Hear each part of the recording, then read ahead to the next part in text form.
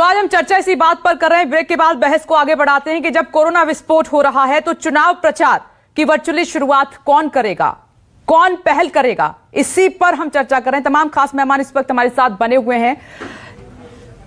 चारू जी मैं आती हूं, उससे पहले डॉक्टर अजय उपाध्याय, आपकी बात इनकम्प्लीट रह गई थी। मेरा सवाल यही था कि कांग्रेस कर दे पहल। आप भी देश की बड़ी पार्टी रहे हैं, आपको भी मालूम है कि कोरोना विस्फोट हो रहा है और चुनाव में जो भीड़ जुटती है बंगाल के बाद और यूपी पंचायत चुनाव हुए थे उसके बाद, तो आपने देखा कि क्या हालात थे, कोरोना विस्फोट हुआ था। आप बड़प्पन दिखा दीजिए, कोई तो कीजिए पहले पहल, या फिर एक दूसरे पर ही आप ठिकरा फोड़ते रहेंगे। विपिन जी, ये एक दूसरे पर ठिकरा फोड़ने का नहीं है। निश्चित तौर पे इस पर कांग्रेस पार्टी का पूरा एक पैनल है, पूरा ग्रुप है। हम सब चाहते हैं सर्वदलीय बैठक सरकार बुला ले, उस पर चुनाव आयोग बुला ले। अभी तो चुनाव की घोषणा भी नहीं हुई है, आचार संहिता भी नहीं है, तो सरकार इस पे पहल करेगी और जो पहल करेगी और जो जनता के हित में है उस पर पूरा ध्यान रखेंगे। लेकिन एक देखिए ना, दोहरापन कैसा है। अभी रात में आपने कर्फ्यू लागू किया है, 200 से ज्यादा लोगों की रैली नहीं होगी, कार्यक्रम नहीं कोई करेगा, शादी ब्याह भी नहीं करेगा। आज ही आप पढ़ रही हैं, आप देख लीजिए कि आज ही अभी योगी जी एक बड़ा स्टेडियम में रैली कर रहे हैं और स्टेडियम टेबलेट बांटने की, चुनावी जो जिस तरह से रैलियां चल रही हैं पूरे उत्तर प्रदेश में, और सरकारी रैलियां चल रही है। एक रैलियों में 50-50 लाख से ज्यादा रुपए खर्च हो रहे हैं सरकार के, जनता के पैसे हैं, वो गाड़ी कमाई लुटाई जा रही है टैक्स के पैसे को, और सरकार जो है अभी भी वही रवैया अपना रही है। यदि कल ही आपने नाइट में किया है, कर्फ्यू लागू किया है, तो क्या ओमिक्रॉन रात में ही आता है जी, दिन में नहीं आएगा? जब योगी जी रैली करेंगे तो ठीक है, मैं आती हूँ आपके पास राजीव, नहीं आएगा। ठीक है, आती हूँ डॉक्टर अजय उपाध्याय, आती हूँ। राजीव, आपने तो पूरा बंगाल कवर किया था, जमीनी हकीकत आपने देखी थी, सभी की सांसें थमी हुई थी उस वक्त। राहुल गांधी हो या तमाम बड़े नेताओं हो, जब चुनाव प्रचार कर लिया तब जाकर वो रुके, तब जाकर उनकी जुबान से निकला कि नहीं, हमें रोकना पड़ेगा, कोरोना ब्लास्ट हो रहा है, लोगों की जान पर आ गई है। अभी भी कुछ ऐसा ही नजर आ रहा है।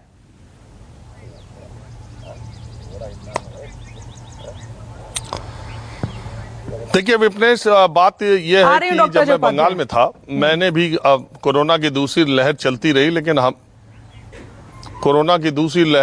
लेकिन हम लोगों ने अपना काम जारी रखा था। जब मैं बंगाल में था, मैं लोगों से पूछता था कि कोरोना है, चुनाव है, तो बंगाल के लोग बहुत ही मजेदार जवाब देते थे कि जहां कोरोना होता है, जहां चुनाव होता है, वहां कोरोना छुट्टी पर चला जाता है। जिस चरण में जहां चुनाव होता है वहां कोरोना छुट्टी पर चला जाता है, मजाक में कहते थे। लेकिन मैंने वो परेशानी, वो दिक्कतें, सबसे ज्यादा मुझे अगर आप कहें तो दिक्कतें, देखिए आपने एक ये शादी, विवाह, क्रिसमस, जन्मदिन और नए साल में ये ऑप्शनल है, ये वैकल्पिक है। मेरी इच्छा हो तो मैं अपने आज किसी दोस्त के यहाँ क्रिसमस में जाऊं या न जाऊं, मैं किसी की शादी में जाना चाहूं, जाऊं न जाऊं, कोरोना का हवाला देके। लेकिन कुछ चीजें हैं जो कि आपके ऊपर, आपकी बाउंडेशन है, बाध्यता है कि आपको करना पड़ेगा। ये काम उन सरकारी कर्मचारियों का है जो इलेक्शन के दौरान ड्यूटी करते हैं। मैंने बंगाल में देखा था, जब वो मतदान के लिए महिलाएं, खासतौर पे महिलाएं आती हैं, वो पोलिंग मशीन लेने, ईवीएम लेने के लिए और मतदाता सूची लेने के लिए, जहां वो इकट्ठा होती है वहां हो ही नहीं सकता कोरोना प्रोटोकॉल का पालन। और वो एक आपको मालूम है किस तरीके से पोलिंग पार्टीज को भेजा जाता है, एक ऑटो में 12 महिलाओं को बैठा करके भेजा जाता था। मैंने उनसे भी तब बात की थी, तब वो बोलती थी कि क्या करें, कहा गया है सरकार की तरफ से जो नहीं आएगा उसके खिलाफ एक्शन लिया जाएगा। और जो कर्मचारी ड्यूटी करने वाले थे उनको एकदम गिनती करके उनको वैक्सीनेट कराया गया कि इनको वैक्सीनेट कराए। सबका अपना परिवार होता है और आप बाउंडेशन लगाते हैं। जब ऐसे समय में आप चुनाव कराते हैं तो आप बाउंडेशन लगाते हैं, उसकी ड्यूटी लगाते हैं, उसको सस्पेंशन का, टर्मिनेशन का डर होता है। ऐसी लाखों की संख्या में लोग मतदान कर्मी जाते हैं पोलिंग ड्यूटीज में। उत्तर प्रदेश में यही हुआ था, न जाने कितने प्राइमरी के टीचर और दूसरे एम्प्लॉय जो मतदान में लगे हुए थे, उनको संक्रमण हुआ और उनकी जानें भी गई। और लेकिन उन पे बाउंडेशन रहा। आज बिल्कुल सटीक बात है कि आज जब आप क्रिसमस के लिए, तो रात में क्रिसमस के लिए आपने 200 लोगों की पाबंदी, 11 बजे से कर्फ्यू, और दिन में एकाना स्टेडियम में हजारों का जमावड़ा, ये सब होगा। यही जो दो तरफा नीति है, मैं इस पर चारू प्रज्ञा जी से जवाब लेती हूँ। राजीव, आपने सटीक सवाल यहाँ पर उठाया है। चारू प्रज्ञा जी, मैं चाहती हूँ आप जल्दी से जवाब दें, उसके बाद डॉक्टर मनोज कुमार के पास मैं जाती हूँ, जल्दी से, कम शब्दों में। जी, ये कैसी नीति है?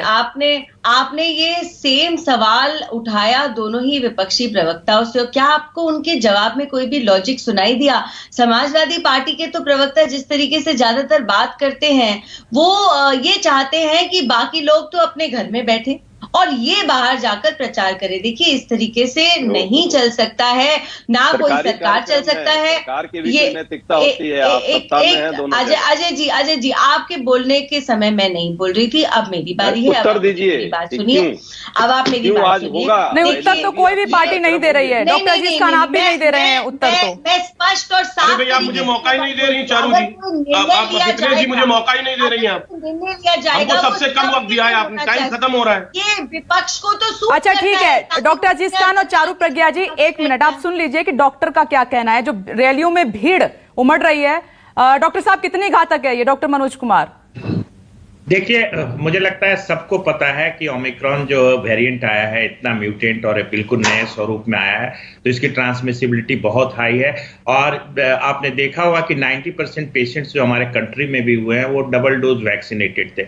तो ये जो इम्यूनिटी को भी इवेड कर जा रहा है, तो अभी बूस्टर डोज की ज्यादा जरूरत है। और जहां तक इस तरह की जो रैलियां, जैसे राजीव रंजन जी बोल रहे थे, मैं कुछ आंकड़ों पे जाऊंगा। 100 के लगभग केस होते थे जब बंगाल में चुनाव का ऐलान हुआ था, और जब तक काउंटिंग और रिजल्ट आया तब तक में वहां हजारों में केस होने लगे। इसी तरह से उत्तर प्रदेश के पंचायती चुनाव में भी हुआ था। तो कोई भी भीड़ हो, इस इलेक्शन की हो, रैली हो, शादी हो, बारात हो, मेला हो, सब जगह फैलने का खतरा उतना ही है। तो इसमें कोई सवाल नहीं उठता है कि इलेक्शन में लोग प्रोटेक्टेड हैं और रैलियां इस तरह से होनी चाहिए। मुझे तो लगता है कि जिस तरह से इलाहाबाद हाईकोर्ट ने बोला है कि इसको इलेक्शन को पोस्टपोन कर देना चाहिए, क्योंकि देखिए, एक event postpone is better than the live cancelled, ये आपको WHO के चीफ का कहना था।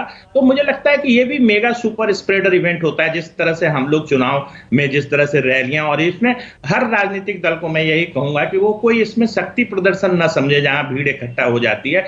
ये अभी बहुत ही कहिए नाजुक समय है, और ओमिक्रॉन को इतना लाइटली मत लीजिए, क्योंकि अभी इसके क्लिनिकल फीचर्स सारे इकट्ठे नहीं हुए हैं, क्लिनिकल डेटा अभी पुख्ता नहीं है। तो हो सकता है कि इसमें भी मॉर्टिलिटी बाद में ज्यादा हो। तो ये हाई टाइम है कि इस तरह की चीजों को बिल्कुल। ठीक है डॉक्टर अजीज खान, आपने डॉक्टर साहब को सुना, हमने क्या सबक लिया? बिल्कुल विपनेश जी, कोई सुना, तो सबक नहीं लिया पॉलिटिकल पार्टीज ने। मेरी बात सुन ले प्लीज, मुझे बहुत कम वक्त दिया आपने जी। जाकर मनोज साहब बिल्कुल कह रहे थे कि बूस्टर की तैयारी होनी चाहिए। साहब अभी हम एक डोज कंप्लीट नहीं कर पाए, 60% वैक्सीनेटेड किया है मैंने, और उससे ज्यादा पर्चा, जितना वैक्सीन में पैसा नहीं खर्च किया, उससे ज्यादा पैसा उसके होर्डिंग में खर्चा किया गया है। और आज आप देखिए, डबल चरित्र देखिए। अभी चारू जी भी कह रही थी, साहब समाजवादी पार्टी, मैं कह रहा हूं आप सरकारी तंत्र का इस्तेमाल करके आज योगी जी, मोदी जी लगातार प्रचार प्रसार कर रहे हैं, और दोहरा चरित्र देखिए। रात में 200 आदमी, और आज ही देखिए कि 2 लाख आदमियों की तैयारी हो रही, बड़ी बड़ी रैलियों की तैयारी हो रही है। ये देखिए, कहीं ना कहीं इनका दोहरा चरित्र दिखता है। एक बात। दूसरी बात, ये राइट कर्फ्यू से क्या मतलब है? इसमें सिर्फ विपक्ष को प्रताड़ित करने के लिए, महामारी एक्ट लगाने के लिए, जैसे पहले प्रताड़ित किया गया। ये बताइए, जिस तरीके से विपक्ष के ऊपर तमाम एक्ट लगा करके तमाम FIR दर्ज किए गए, आज भी कहीं ना कहीं तैयारी है आज सत्ताधारी पक्ष की कि विपक्ष को कहीं ना कहीं घेरा जाए। अगर वाकई में ये गंभीर है तो जिन्होंने वैक्सीनेटेड क्यों नहीं किया? आज बूस्टर की जब देश तैयारी करनी चाहिए देश को, तो ये डॉक्टर अजीज खान, जो सवाल मैंने आज पूछा उसका जवाब किसी भी पार्टी ने नहीं दिया। राजीव, कोई नहीं कह रहा है कि हम पहल करेंगे, हमें लोगों की जान की चिंता है, वोट की नहीं, कि कोई नहीं कह रहा है। वक्त की कमी है, चर्चा को यहीं विराम देना होगा। आप सभी का बहुत बहुत शुक्रिया। नमस्कार।